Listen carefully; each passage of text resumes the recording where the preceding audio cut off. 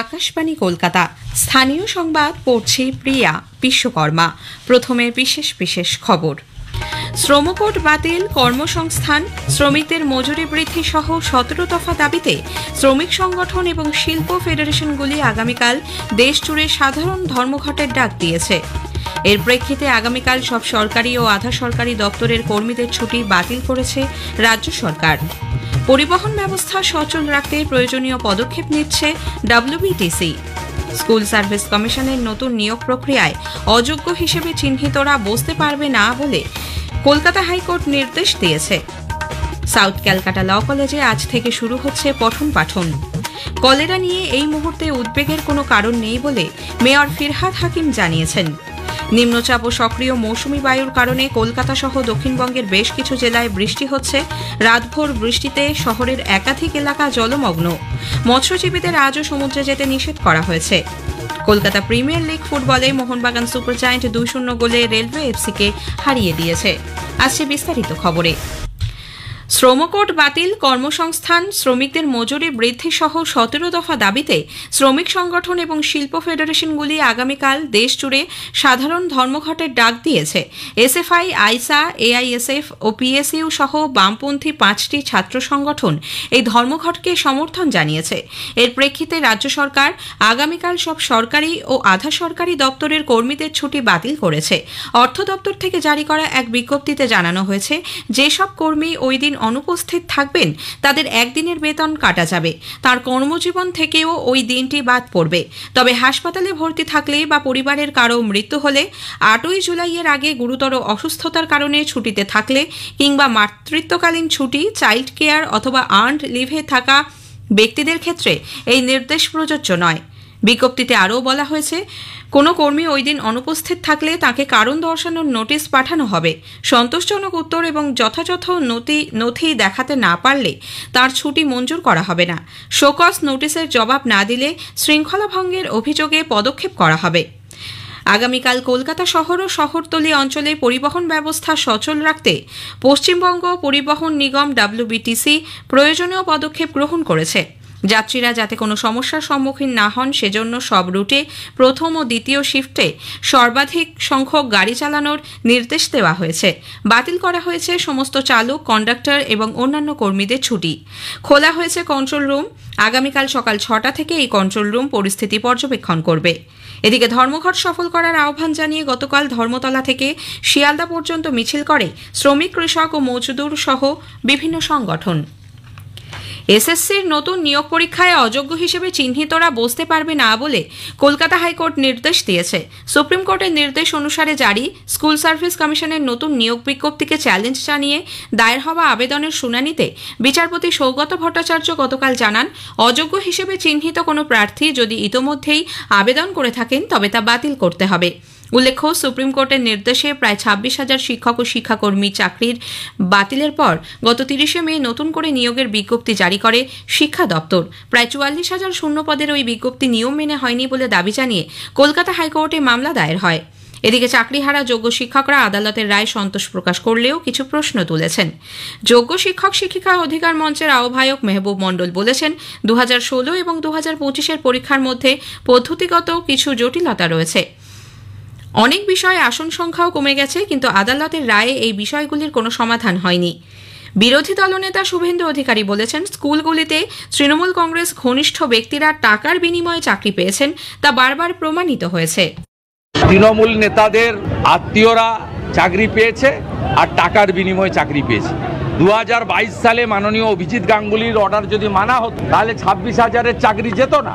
তিনি 7,000 অযোগ্য চিহ্নিত করে দিয়েছিলেন, কিন্তু আজকে পুরো 26,000-কে পথে বসালো মমতা ব্যানার্জি। শিক্ষকতার পরেও তাদের গায়ে চুয়োরের ট্যাম লাগলো।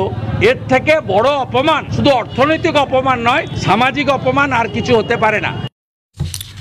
সাউথ ক্যালকাটা ল কলেজে আজ থেকে পঠন পাঠন শুরু হচ্ছে। সপ্তাহখানেক বন্ধ থাকার পর গতকাল কলেজ খুললেও ক্লাস চালু হয়নি। শুধুমাত্র স্নাতক স্তরের প্রথম সেমিস্টারের ফর্ম ফিল আপ চলে। আজ থেকে এলএলএম এর ক্লাস শুরু হচ্ছে। উল্লেখ্য, গত 25শে জুন কলেজ ক্যাম্পাসে গণধর্ষণের অভিযোগ ওঠার প্রেক্ষিতে 29 তারিখ কলেজ কর্তৃপক্ষ বিজ্ঞপ্তি দিয়ে ক্লাস বন্ধ রাখার কথা জানায়। ল কলেজ ফের খুললেও ছাত্রছাত্রীদের নিরাপত্তা কতটা নিশ্চিত হবে তা নিয়ে প্রশ্ন তুলেছে বিজেপি। দলের রাজ্য মুখপাত্র দেবজিৎ সরকার বলেছেন, তৃণমূল কংগ্রেসের অনুগামী ছাত্রীও যেখানে সুরক্ষিত নন সেখানে অন্যদের নিরাপত্তা কে দেবে? ধর্ষণ অনেক হয়েছে, কিন্তু কলেজের মধ্যে কলেজ ছাত্রীকেই ধর্ষণ এবং চিন্তার কথা, তিনিও এই একই তৃণমূল ভাবধারার এই ঘরেরই মেয়ে। অর্থাৎ আজকে তৃণমূলের কাছে তৃণমূলের বাড়ির মেয়েরাই সুরক্ষিত নয়। আজকে কসবাতে যে পরিস্থিতি, তৃণমূলের কাছে তৃণমূলের বাড়ির মেয়েরা সুরক্ষিত নয়, তারা যখন তখন ধর্ষিতা হতে পারে। কলেজে ছাত্রছাত্রীদের সুরক্ষা দিতে পুলিশকে ব্যবহারের এই নিদর্শন রাজ্য সরকারের ব্যর্থতা বলে কংগ্রেস নেতা অধীর রঞ্জন চৌধুরী মন্তব্য করেছেন। এটা তো পশ্চিমবঙ্গ সরকারের ব্যর্থতা। একটা ল কলেজ যেখান থেকে আইন শিখবে ছাত্রছাত্রীরা, যে আইনের প্রয়োগ করে তারা বাংলার এবং সাধারণ মানুষের তারা আইনি সুরক্ষা দেবে, আজকে তাদেরকে সুরক্ষা দেওয়ার জন্য আজকে পুলিশকে ব্যবহার করতে হচ্ছে কেন? কিন্তু বাংলার মুখ্যমন্ত্রী মমতা ব্যানার্জি তিনি কি একটা কথা বলেছেন এখন পর্যন্ত? তিনি মিস সাইলেন্স হয়ে বসে আছেন। যদি লজ্জা থাকে বাংলার মুখ্যমন্ত্রী, তাহলে হয়তো ক্ষমা চাক, পুলিশ মন্ত্রী হিসেবে তিনি ব্যর্থ হয়েছেন। আইন শৃঙ্খলা নিয়ন্ত্রণে রাজ্য সরকার আরও এক দফায় আইপিএস স্তরে বেশ কয়েকটি রদবদল করেছে। স্বরাষ্ট্র ও পার্বত্য বিষয়ক দপ্তর বিজ্ঞপ্তি জারি করে জানিয়েছে, এসসিআরবির ডিজিপি সিদ্ধনাথ গুপ্তাকে রাজ্য গোয়েন্দা বিভাগের ডিজির দায়িত্ব দেওয়া হচ্ছে। ইন্টেলিজেন্স ব্রাঞ্চের এডিজি ও আইজিপি পদে থাকা আইপিএস আধিকারিক জ্ঞানবন্ত সিং পাচ্ছেন ট্রাফিক ও পথ নিরাপত্তা বিভাগের এডিজি ও আইজিপির দায়িত্ব। এই পদে ছিলেন ডক্টর রাজেশ কুমার সিং, তাকে পাঠানো হল রাজ্য পুলিশের এডিজি এবং আইজিপি নীতি নির্ধারণ পদে। আরজিকর হাসপাতালে চিকিৎসক পড়ুয়াকে খুন ও ধর্ষণের ঘটনায় অকুস্থলে যেতেছে নির্যাতিতার পরিবারের আবেদনের আজ শুনানি হবে শিয়ালদা আদালতে। আরজিকর মেডিকেল কলেজ হাসপাতালের প্রাক্তন অধ্যক্ষ সন্দীপ ঘোষ এবং টালা থানার প্রাক্তন ওসি অভিজিৎ মণ্ডলকে আজ আদালতে হাজির হওয়ার নির্দেশ দিয়েছেন অতিরিক্ত মুখ্য বিচার বিভাগীয় ম্যাজিস্ট্রেট অরিজিৎ মণ্ডল। সব পক্ষের মতামত শোনার পরই এ ব্যাপারে সিদ্ধান্ত নেবে আদালত।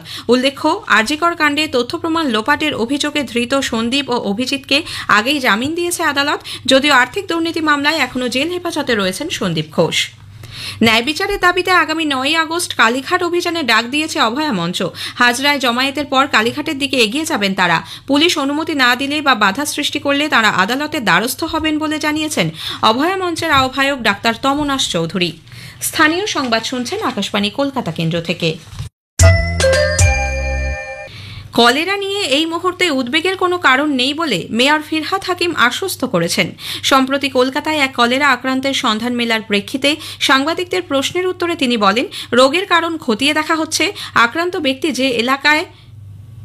যে এলাকার বাসিন্দা সেই জায়গার পানীয় জলের নমুনা পরীক্ষা করে দেখা হবে। উল্লেখ্য, আক্রান্ত ব্যক্তি পিকনিক গার্ডেন এলাকার বাসিন্দা বলে জানা গেছে। বর্তমানে তিনি হাসপাতালে চিকিৎসাধীন। বর্ষার মৌসুমে ডেঙ্গুর প্রকোপের কথা মাথায় রেখে পুরসভার কর্মীরা প্রতিটি ওয়ার্ডে গিয়ে নজরদারি চালাচ্ছেন বলে পুর ও নগর উন্নয়ন মন্ত্রী মেয়র ফিরহাদ হাকিম জানিয়েছেন। পুরভবনে গতকাল তিনি বলেন, প্রত্যেক শনি ও রবিবার ডেঙ্গু ম্যালেরিয়া সম্পর্কে মাইকে প্রচার করে শহরবাসীকে সচেতন করছে পুরসভা। বাড়ির চারপাশে বা অন্য কোথাও যাতে জল জমে না থাকে সে ব্যাপারে সকলকে সতর্ক থাকার আবেদন জানিয়েছেন মেয়র।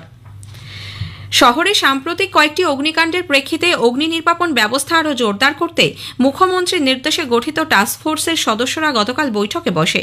পুরমন্ত্রী মেয়র ফিরহাদ হাকিমের নেতৃত্বে ওই বৈঠকে অগ্নি নির্বাপনের ঘটনা রোধে শীঘ্রই মান্য কার্যবিধি এসওপি প্রণয়ন করা হবে বলে সিদ্ধান্ত হয়েছে।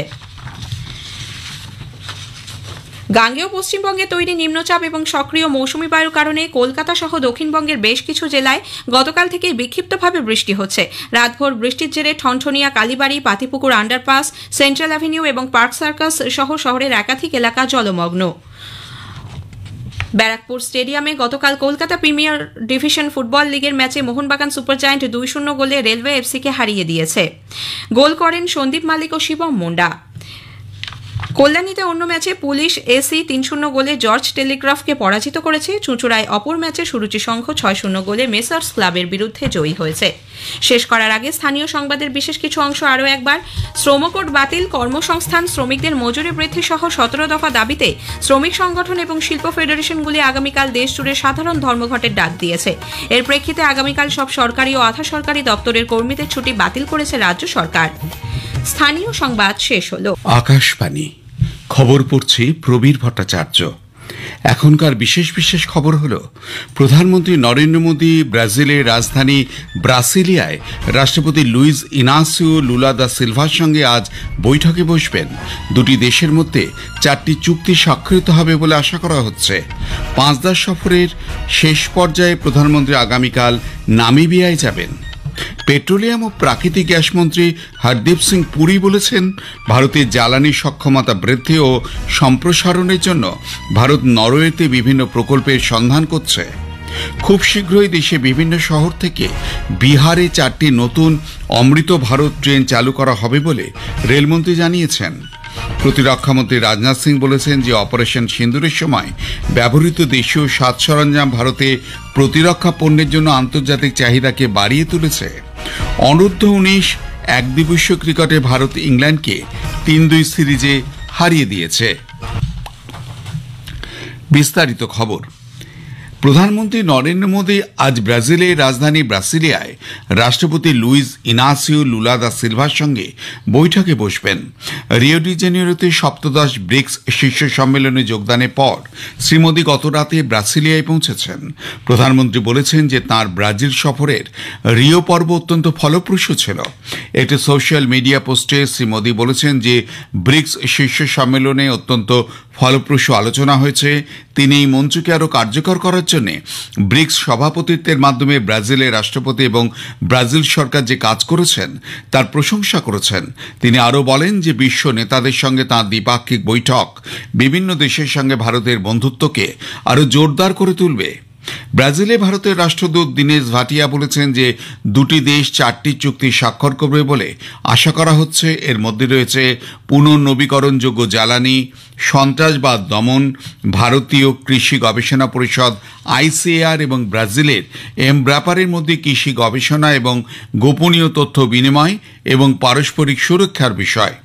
ভারত এবং ব্রাজিলের মধ্যে বহুমুখী সম্পর্ক রয়েছে।